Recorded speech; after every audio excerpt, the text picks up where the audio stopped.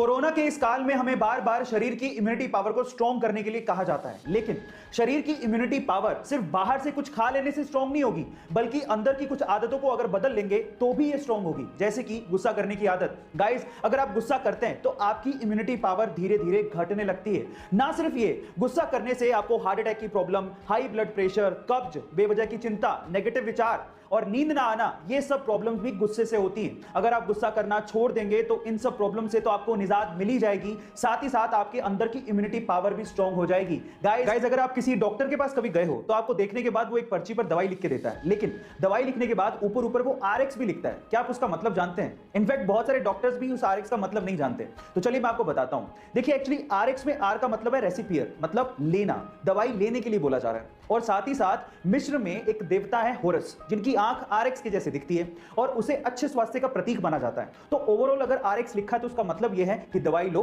और साथ में प्रभु का नाम लो, आप ठीक हो जाओगे। गाइस, आपके शरीर से निकलने वाले टॉयलेट के कलर से आपके शरीर के बारे में काफी कुछ पता लग जाता है। जैसे कि अगर टॉयलेट हल्के पीले रंग का या फिर ट्रांसपेरेंट आ रहा है तो इसका मतलब आप स्वस्थ हैं और पानी भी अच्छे से पी रहे हैं। लेकिन अगर ये गाढ़े पीले रंग का है तो इसका मतलब आपके शरीर में पानी की कमी है और आपको इस पर ध्यान देना चाहिए। और अगर ये भूरे संतरी कलर का है तो इसका मतलब आपके लीवर में कहीं ना कहीं प्रॉब्लम है। और अगर ये पीला झाग वाला है तो इसका मतलब आपकी किडनी में कहीं ना कहीं प्रॉब्लम है। और अगर ये हल्के लाल रंग का आ रहा है तो आपको सचेत हो जाना चाहिए, क्योंकि ये किडनी के साथ साथ आपकी UTI या फिर ट्यूमर की वजह से भी हो सकता है। गाइस, कोरोना का डर आजकल इतना हो गया है कि आज किसी को नॉर्मल जुकाम, कफ या वायरल इंफेक्शन है तो उसे ये डर लगने लगता है कि कहीं उसे कोरोना तो नहीं है। देखिए, डर लगना भी चाहिए और इसकी जांच भी आपको करवानी चाहिए, लेकिन आपकी जानकारी के लिए मैं आपको बता दूं कि हर नॉर्मल जुकाम, कफ या वायरल इंफेक्शन कोरोना नहीं होता।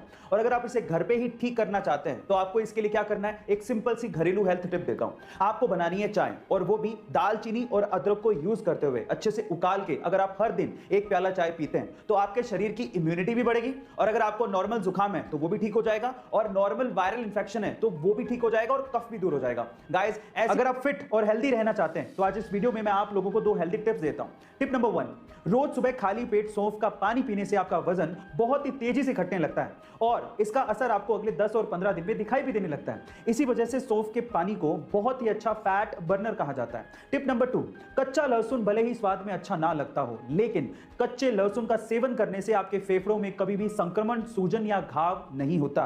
कच्चा लहसुन आपके फेफड़ों को सूजन या घाव से बचाता है। गाइस, कोरोना की सिचुएशन में बहुत सारी वीडियोस और पिक्चर्स वायरल हो रही हैं, और उनमें से कुछ ऐसी वीडियोस और पिक्चर्स हैं जो कि दिल और दिमाग दोनों हिला देती हैं। कुछ ऐसी ही वीडियो उज्जैन से सामने आ रही है। कोरोना के सेकंड वेव की वजह से मरीजों की संख्या एकदम से बढ़ गई है और उसकी वजह से एम्बुलेंस से लेके ऑक्सीजन के सिलेंडर तक की कमी हो गई है।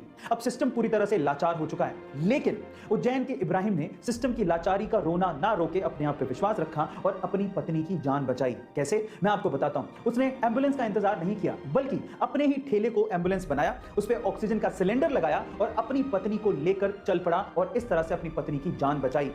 इब्राहिम का यह कहना है कि अगर थोड़ी सी भी देर हो जाती तो शायद वो अपनी पत्नी को नहीं बचा पाते। कोरोना के सेकंड वेव की वजह से आज इंडिया में हालात खराब है और उसकी कहीं ना कहीं वजह हम भी हैं।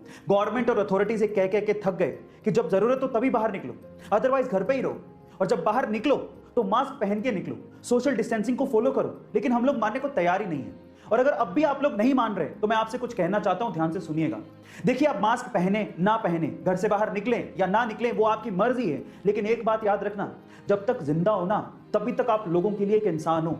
जब मर जाओगे ना तो आप लोगों के लिए सिर्फ एक आंकड़ा हो, लेकिन आपके घर वालों के लिए आप पूरी दुनिया हो। इसलिए लोगों के लिए ना सही, सरकार के लिए ना सही, अपनी फैमिली के लिए, अपने घर वालों के लिए कम से कम बाहर निकलो तो मास्क पहनो, सोशल डिस्टेंसिंग को फॉलो करो, और जब जरूरत हो तभी बाहर निकलो।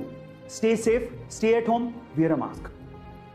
जहां एक और इंडिया कोरोना के सेकेंड वेव के खतरे से गुजर रहा है, वहीं इस दुनिया में एक ऐसा देश है जिसने अपने आप को कोरोना फ्री घोषित कर दिया है, वो भी इस सिचुएशन में। अब वहां पर पब्लिकली भी मास्क लगाने तक की जरूरत नहीं है। वो देश है इजराइल। पर सवाल ये उठता है कि ये हुआ कैसे? ये हुआ सामूहिक टीकाकरण प्रोग्राम को सुनियोजित तरीके से चलाने की वजह से। सबसे पहले तो वहां के लोगों ने अपनी सरकार पर वैक्सीनेशन के लिए भरोसा दिखाया और वैक्सीनेशन प्रोग्राम में बढ़ चढ़कर हिस्सा लिया।